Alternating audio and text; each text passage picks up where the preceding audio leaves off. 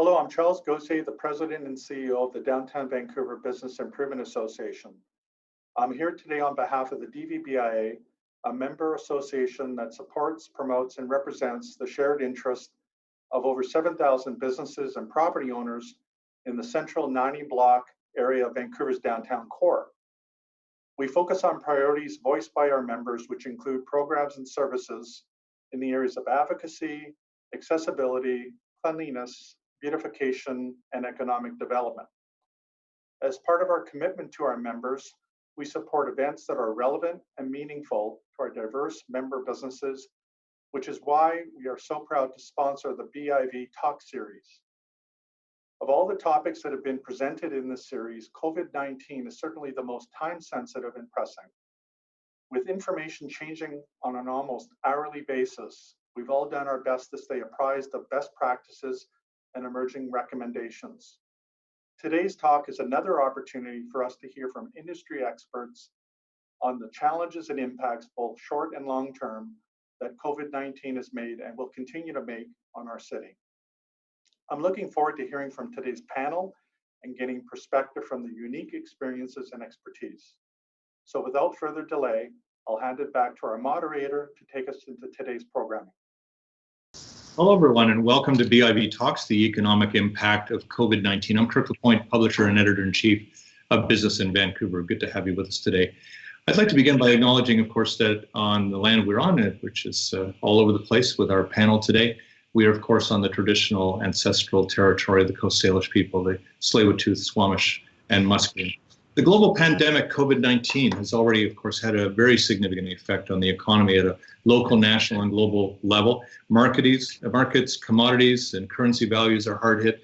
We're seeing companies requiring a quick shift to remote working, to the necessary social distancing in order to flatten the curve of coronavirus's growth. And certain sectors, like tourism, like hospitality, are into sudden and very deep depressions of activity. Our physical and psychological well-being, of course, is in its largest test in recent memory. And today's discussion, I hope, is going to take a look at this rapidly changing landscape for business and for the community. And before we dive in, I want to note that today's discussion could not be possible without the generous sponsorship of the Downtown Vancouver Business Improvement Association, as well as AnswerBar. Now I want to introduce who we have online with us today, virtually, of course. Ian Tostenson is President and CEO of the BC Restaurant and Food Services Association. Good to have you with us, Ian. Thank you, Kirk. Steph Lyster is the CEO and co-founder of AnswerBar. Hi, Steph. Hi, thanks. And Jock Finlayson is Executive Vice President and Chief Policy Officer of the Business Council of British Columbia. Jock, good to have you. Let's start with you, Jock. Today, the federal government announced $82 billion in support for the economy, $27 billion in basic support, and then another $55 billion in so-called tax deferrals. I can't recall any government gesture of this magnitude at any time in my memory. How would you characterize it? Well, it's a big move. A lot of people were wondering whether the federal government would go big today, and I think this package, coupled with what was done last week, including by the Bank of Canada, and some other moves the federal government has made to shore up the mortgage finance system, to keep the movement of credit flowing through the economy, some support for the provinces, eliminating the 1 week waiting period for employment insurance. I think our national government is responding in a pretty meaningful way to this unprecedented shock to the Canadian economy. Whether it's going to be enough in the circumstances, I think is more debatable, but it's certainly a meaningful step. Was it about what you might have expected in terms of where the economic impact has taken place already? Yeah, well, this package is mainly focused on, and I wouldn't call it stimulus, by the way. Stimulus is a term we would use in a situation of a garden variety recession. This is not that. This is really an emergency support package for an economy that is in free fall, and where policymakers have a lot of uncertainty as to what comes next. So I think the federal government has acted significantly today, but I believe there could be quite a bit more action taken in the coming weeks once we get a fuller sense of the magnitude of this crisis and whether we're going to have any success in stemming the increase in infections. Ian, quite a bit of this money is going to backstop certain individuals and businesses, but the sectors you represent are in a vastly different state than they were even a week ago. What do you think this support might do in terms of its economic health? Well, we're in an absolute free fall. I've never seen anything like this. And in our industry in British Columbia, there's 180,000 employees and about 13,000 businesses. And a lot of those employees are part-time. So the first thing is, it's interesting. I've had many calls from people. Actually, business owners are crying. Like, it's just so sad.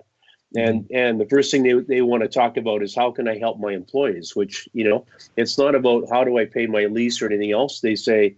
So I think today we're seeing some pathways to help employees and to take away that stress that they must be feeling about being able to pay their bills. And so we're, from our point of view, we're trying to take this information and put it into simple terms so there's some comfort there. The business, they just closed. I mean, everybody just closed. It was like, we tried last week to message it's safe to go to restaurants. And they just said, you know what, there's no confidence, there's no consumer confidence, there's no employee confidence. And now Vancouver today shut restaurants with the exception of delivery and takeout. So what we're trying to understand now is, and I'm going to defer this to Jock a bit, is what is now for the business owner? How do they pay their lease? How do they pay the utilities? How do they keep those buildings open? Because worst case scenario is we lose them. We've got a bunch of landlords with empty buildings, and who's going to get back in the restaurant business? It's remarkable. But I will say we've been working with the government on some very specific issues around liquor policy and stuff that could help right now. And where we've been working for 2 years on some policy stuff with them, we're now down to maybe being able to solve this stuff in hours. So being the optimistic guy that I am, I think that out of this is going to come some good stuff too eventually. I would never want to point fingers of blame at somebody like Dr. Bonnie Henry, our chief health officer in the province. No. But only Friday night, I think she was telling people, go to restaurants, go to restaurants. Yep. So was she, was it premature for her to be warning people off? Or, is it too late today to be warning people off? What do we make of something where someone with such a distinguished capability can be that far off on something? I think they anticipated. Well, actually, here's another one. I mean, here's the uncertainty. So the mayor just shuts down the restaurants yesterday. Arbitrarily said in Vancouver, no restaurants. We went, we'll try to get that to all the restaurants, half of which are not speaking English. Right? We have a lot of cultural issues in our industry. I don't know if it's a miss as much as they realized that this close proximity, the spatial thing in restaurants wasn't working. So now they've said, from a provincial point of view, keep the distance 1 to 3 meters. And so you see restaurants now with measuring sticks trying to do that. But Vancouver's shut down. So Vancouver's got a different policy than the rest of the province as we sit here today. So I think she still believes that it's possible. I think she still believes the standards in restaurants are high enough to be able to do this. But what they can't control is how close you and I get to in a restaurant and what we're sharing. Yeah. Probably more significant now is that we're hearing restaurants with their staff saying, I'm not feeling well, I'm not comfortable, I don't know who's coming in here. And then we've lost that confidence as well, too. I think we're headed for a shutdown and try to clean out the system as fast as we can and become an engine to try to get this thing started.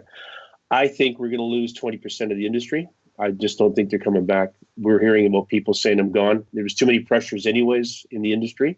Yeah. And I think that's going to be probably what we see in time. Wow, 20%.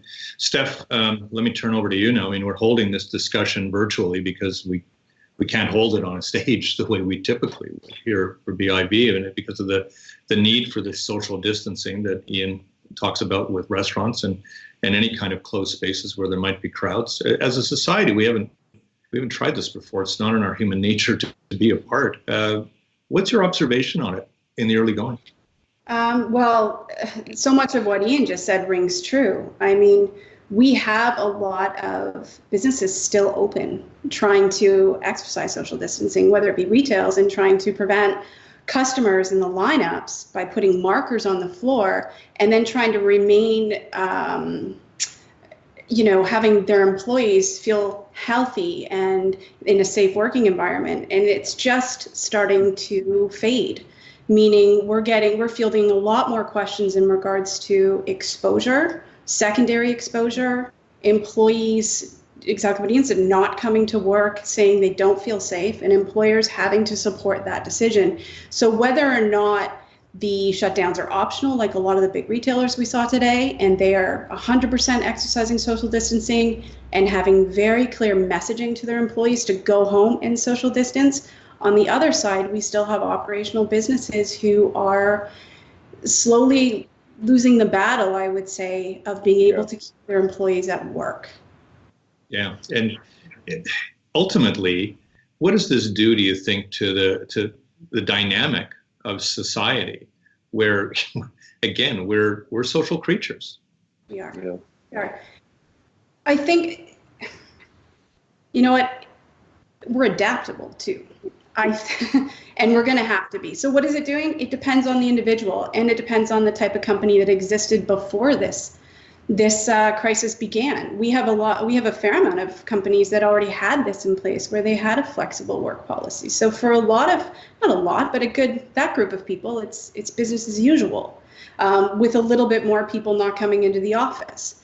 And then you go all the way to the other end of the spectrum, where it's never been done before. And the burden is really falling on the employer to navigate new territory and do this properly, because the execution of transitioning these offices remotely is really the factor in what makes it successful.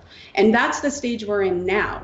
One thing I will say that's extremely encouraging is you do see the health and safety of employees being put first, and this beautiful network of knowledge sharing, of resources free and out there on how to do this, what happens when you can't scroll half a page down LinkedIn, or have the Slacks of the world setting up private channels for groups of people to join and get information. So we got a lot of positive coming out of this, but at the same time, it really does put the pressure on employers to do it properly and maintain that open communication and create virtual workplaces that people essentially don't feel socially isolated in. Yeah, I mean, we're here at BIV producing an afternoon daily newsletter on COVID-19 and whatever developments that take place. Obviously, our telecast today is going inside it. Jock, of course, just to pick up on that, we are patterned also as an economy to work together in factories and offices and so on. And does there become almost an automatic discount on productivity when we uncouple ourselves from the workplace, do you think? Well, I guess we'll find out if this lasts for anything longer than just a couple of weeks, because it's not, as you point out, it's not the way our businesses are structured. It's not how our employees are used to functioning. Of course, we have been encouraging telecommuting over the last number of years. I mean, there are some folks in the workforce that have experience with that. Even my own office, we have people who telecommute, 2 days a week. So this isn't completely unheard of. It's the scale and speed with which it's unfolding that is unprecedented. And I would note, Stephanie talks about having companies having their employees work remotely, but the companies themselves have to have customers that they're going to sell their goods or services to in order to have a revenue stream to pay their employees, whether they're working on site or remotely. That's what I'm worried about at the moment, is the potential sort of implosion of demand and cash flows for a lot of businesses, not just Ian's members, although they're very much at the front of the queue, but other parts of the service economy, the leisure and entertainment sector, the retail industry as a whole employs close to 300,000 people in the province of British Columbia, and that's in addition to the people who work for Ian's members. Another 50,000 work for leisure and entertainment. So this morning I came up with very, very quickly with 500,000 BC employees, a mix of full and part-time, who are employed in industries that are currently getting absolutely hammered by the onset of this crisis and the public policy response. So I'm not questioning the decisions government is making. I have great empathy and respect for our public officials operating under the kind of pressure that they're facing today. But if we're going to shut down large parts of the consumer-facing economy, which is precisely what we're doing at the moment, I hope that works in stemming or slowing the spread of this disease because it's not sustainable over too long a period. We can withstand it for a few weeks, but if you start getting up into a few months, I think you're looking at a virtual economic collapse scenario, and I certainly hope that is not what we're going to be facing. In your lines of work in your association, I would imagine right now that one of the critical issues has to be to try to reassure customers that the food supply is safe, the service they're getting is not perhaps risky of any sort. What's the messaging that your members are trying to provide the public in order to help them understand that what they're getting is is safe enough? Well, we're seeing companies, London Drugs, CN Rail, some of the food manufacturers very much stepping up to deliver those messages. Again, at the moment, it's the direct consumer-facing industries that are really going through the meat grinder. As you go further up the supply chain into manufacturing, and the rail sector, for example, is operating, I wouldn't say full capacity, but close to full capacity. The trucking industry is still functioning. They're not likely to be affected by the kind of public health measures that have been announced. So I think the food, the supply chains for essential goods will continue to operate. And we've been in close conversation with provincial policymakers. They're fully embracing that notion. So it is important for the public that they understand that as a whole. Our grocery shelves should not go empty as a result of this crisis.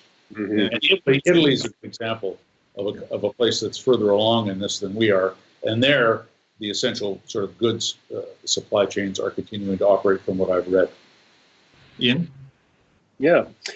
Well, it's been, be obvious in your sanitation. So if you have to have a sanitation bottle in your open and you have it at the front when someone walks in to make clear, a clear message that that's front and center. It's basic stuff, right? I mean, we had a session with industry last week in Victoria. We had the health officer in, and she taught us how to wash our hands. And I'm going like, seriously, but we didn't understand how to wash our hands. It's like washing your hands and washing your hands are two different things. So the protocols we try to put in place, very strong in terms of food security, in terms of employee hygiene, and spatial distancing. It's a bit overwhelming for the consumer, though. I agree with Steph. It's just like they're just going, I don't know if I buy this. My neighbor said, I don't know about your restaurants. I don't know how safe they are. Who are these people who are handling the food?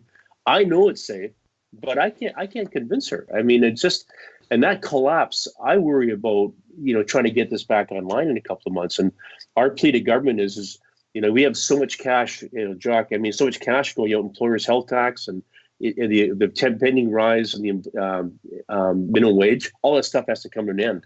It should be reversed, actually. There's no one to pay. And so I think trying to get that all back online and give the business person, retail, hospitality, some chance to breathe here. I can't imagine what some of these business owners are going through. I know big business owners are going through it, and I can only imagine what little business owners are. Yeah, and Steph, we haven't yet talked about the healthcare system and how it is bound to be stressed here, not only now, but of course in the weeks and certainly the months ahead. But of course, so are individuals by virtue of their isolation and by the lack of connection that they have with their co-workers and society in general. Even just going to events where you get the buzz that comes with being in a crowd of some sort. What direction do you think employers now have to give their employees at this stage to mitigate some of the problems here? Fair enough. I think today with the announcements of the emergency benefit funds have given businesses a little bit of breathing room. They feel they're less, not that they're less concerned, but it's not the only thing on their mind of if we can't do this, what happens to our employees? They feel that there's some options that their employees will be taken care of if they can't do it. And it's freed up the space to actually focus more on making sure people are productive and building this environment where people aren't going to suffer from social isolation. and more on the execution of how to set this up. I mean, with all things, change, forced changes like this usually foster innovation. So it's about looking beyond that, whether you're paying your employees because they're off, the government's paying your employees. It doesn't matter if they're working or not working remotely. You create these online communities that we sort of think exist, but we have to take it to the next level. One-on-one meetings are being replaced by workspace meetings where people can log on and off of to replicate exactly what it feels like to be in the office. And then you've got to take your team building and social structures and put them online as well. And so we're seeing that. We're seeing the focus actually on the mental health and productivity of employees more so than focus on the productivity for revenue building. At this moment in time, you'll see that flip at one point as people get used to this, because we have to get used to this for now, and we have to be able to, as employers, be diligent in watching on who's coping, who's not coping, how can we do this better, and empower employees to take control of the situation. We can't sit there, as much as we control communications as employers, we have to make people accountable for themselves at the same time so they provide feedback and actually instigate change, because employers can't do it by themselves and they can't just be there dictating what the next steps are. As much as they need to set it up that way, it's not sustainable without the help of everybody. Yeah, and there's no question that there's personal responsibility that kicks in here, and nobody suggests for a second that we just turn to government to solve all of this, or even turn to employers to solve all of this. We have to solve some of it ourselves. What do you think are the messages, though, that an employer can give an employee at this point to say, here's how you might be able to cope a little bit better when this moves from being this week's jarring novelty to what is bound to be the new normal for weeks and months to come? Well, I think you just sort of nailed it there. It's managing expectation and being truly transparent. I mean, we're all fallible at this moment. We're all making decisions a little bit blind. We haven't been here before. And as long as as an employer, it's okay to say, I'm not sure. That actually fosters trust. So what we need to do is we need to make sure that as information becomes available, it's free flowing between employers and employees. If we say, listen, this is what we think, that's good enough right now. It's if we say nothing that we really isolate people. So I think when employees feel that they're in it alongside their employers and that communication is free flowing and you keep them on track with things like actual work hours and shared calendars and ask for opinions and feedback, that will prevent that separation. We will not lose what we've built. So it would be maybe, Ian, a bit of a breakdown on that control and command type of approach to a workplace, huh? Yeah, it doesn't work in this social environment because everybody will go around you. You can say what you want to say. We have, with our staff now, we're meeting twice a day. The information is changing so fast. And the other thing that's been really handy for us is getting people involved. To your point, Stephanie, is get them involved in the solution. It's not Ian's way. I've got my opinions about things. I have my perspectives and I have my insights. I have never seen such innovation with the people that are working on trying to help industry by giving them tasks. And tasks that otherwise I might have just done myself by saying, I said, getting them involved. And now it's taken on a life of its own, and the innovation coming into problem solving and uncovering things, they're feeling proud about having an opportunity to maybe in time say, you know what, I was part of that. I'm not talking about me, them. I was part of this turnaround. I was part of the community that took this economy and flipped it back to where it was. That's a pretty awesome opportunity for us to accept that. And I think, to your point, Kirk, is for the public to accept that kind of responsibility too, is what can we do really, truly, not just hide in our homes, but get out there, get the right information and fight this back to get this thing back. My biggest concern is we haven't seen an example yet in the world where somebody's cleared the virus. So it's they did it and this is how you do it. Every time you hear that, like Seattle just a second ago said we have 3 more deaths. And it's like chaos again. So, until we sort of have a bit of a model or create our own model, perhaps that uncertainty is going to be over our heads. Jock, we're seeing what other countries, of course, are doing, the ones with an advanced situation, COVID-19, and what they've done economically for their countries. What do you think this says about what might still be ahead from our federal and provincial governments? Oh, I think we're in fairly early innings, Kirk, with respect to the policy response, because, this has moved at such speed that it's really only in the last couple of weeks that I think policymakers and policy institutions have figured out that the trajectory we were on is now shifted fundamentally. And again, that isn't a criticism of our leadership. I think we put out a forecast at the end of January for the BC economy that 6 weeks later was rendered null and void in its entirety. So this has been hard to get on top on. But having said that, South Korea has had some success in containing this virus. China, obviously, through a very different kind of social and political system, I just was reading this morning that consumers are coming back into shopping malls and so on in China.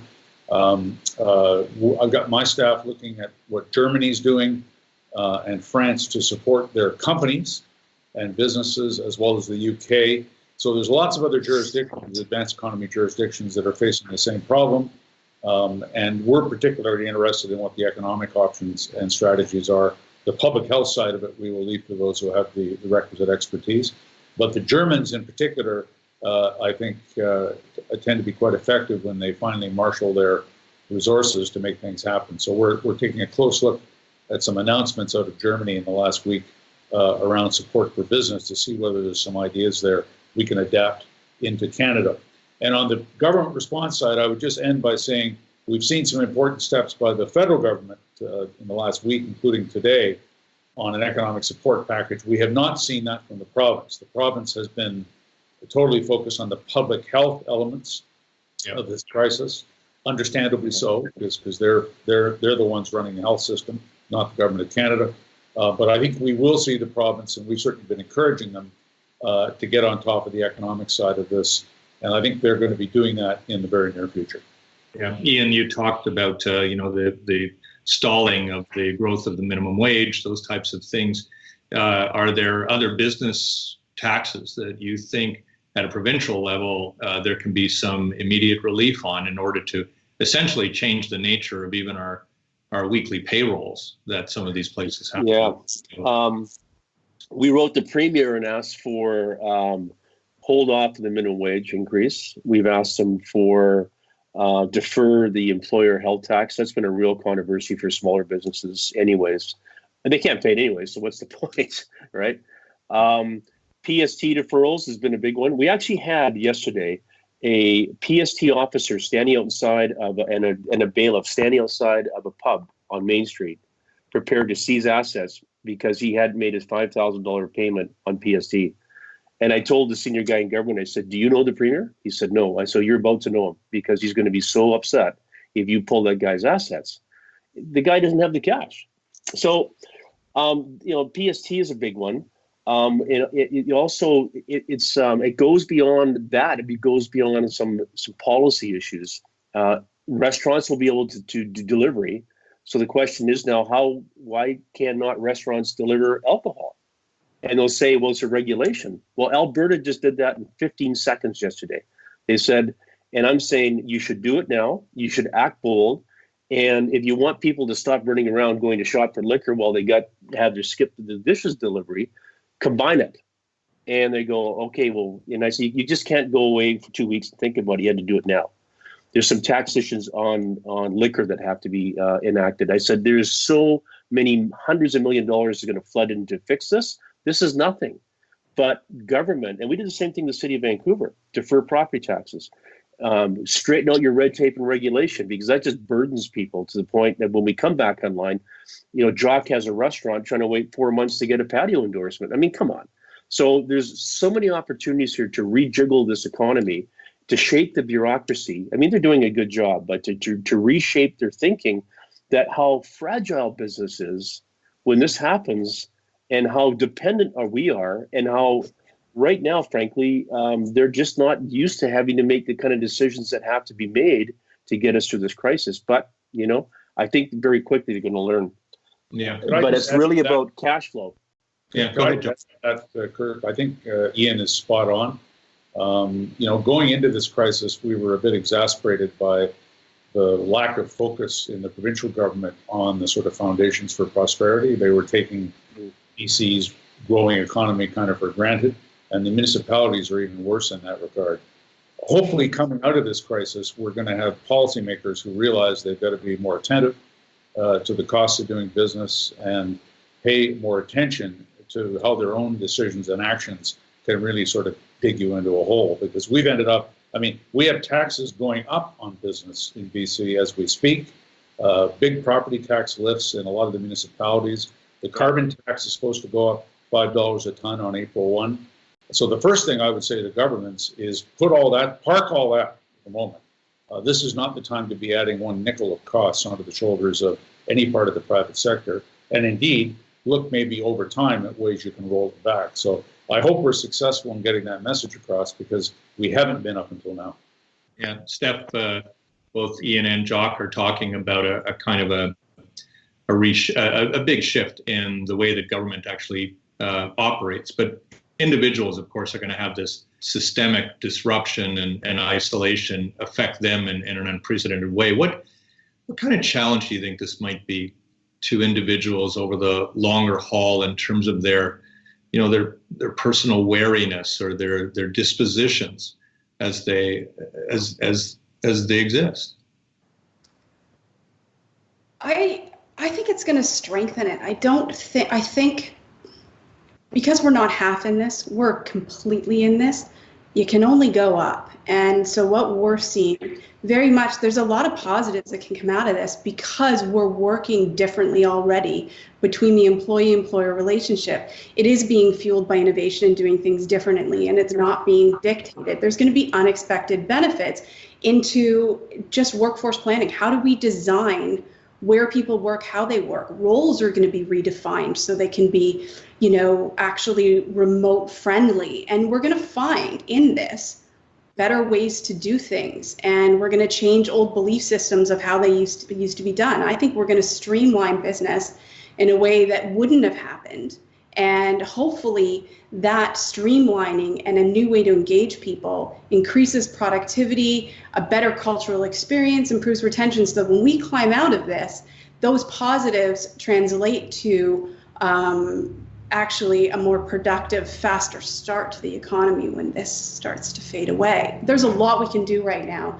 As long as we take the initiative and empower people to remain engaged, ask for feedback. You've got an entire workforce sitting at home. Find a way to engage them online. Train them on different things. Find out what they think could have been changed in the workplace going forward. Make those changes now while people are on their downtime and implement them later. There's a lot of things we can do, and I think you're going to see them happening. And with all these changes, I think it's really going to help at the end us recover if we do them. All right, so I want to end the conversation on something akin to an upbeat note. So I'm going to ask you to dig into your memory of the last week or so and try to find one thing that you saw that was hopeful in all of this. One thing that you felt really spoke to a positive amid a lot of the doom and gloom. And I know you're probably thinking at very different rates, the three of you right now. So whoever wants to go first with the best idea, fast, go ahead. Well, I don't know if it's the best idea, but one thing I would say is we've heard from our members and the CEOs of a lot of the bigger companies in BC just in the past week. I mean, they are prepared to do whatever they can collectively with political leaders, policymakers, people running the health system, to try and make a difference here. We're in a, let's not kid ourselves, we're in a virtual wartime scenario here. This is I've been in this business for 35 years. This is completely off the charts.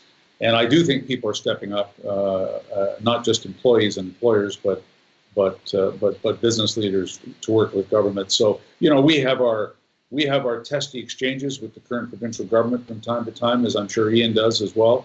But we're putting all that aside right now to try and work shoulder to shoulder to try and get through this collectively with as little damage as necessary on our citizens and our economy. And so we're absolutely committed to that.